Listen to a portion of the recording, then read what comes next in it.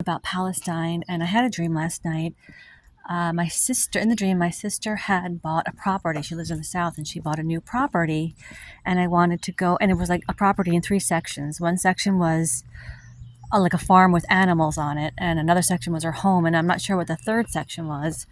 And my young son and I went to go visit her on the farm section. So we got there, and there were animals. There were like bunnies and ducks and things like that. So my son ran out of the car and he went to go grab a bunny, and I was like, oh, but then I saw there were also coyotes and foxes and wolves and things like that, and I thought, oh no.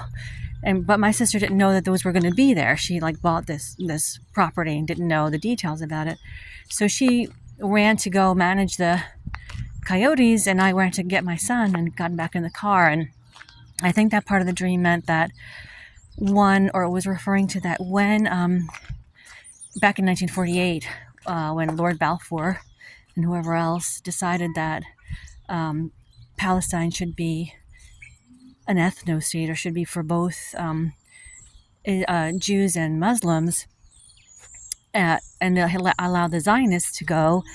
It was like allowing the predators in with the prey, because the Zionists didn't want to all live together as Palestinian Jews among the Palestinian Muslims and Christians and Jews who were already there. They wanted it for themselves, and so it was just like predators together with the prey.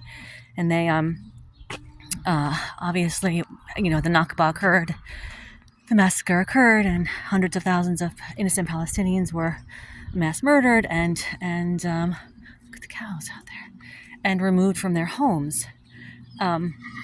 So then we went to her home, the house section, and but it wasn't a house. It was like a huge hotel and hospital combined. It was like a big building with long hallways, and we were on the third floor, and I wanted to go in the pool. So we walked into the pool room, and it was a round pool.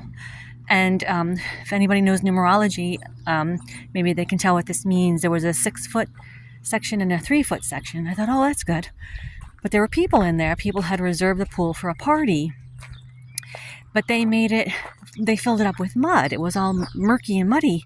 And I thought, oh no, they filled up the pool with mud. And I think that part referred to a dream that I had before, when I asked, why do bad things happen? What's the spiritual reason? And the dream I had was, they're spiritually immature people.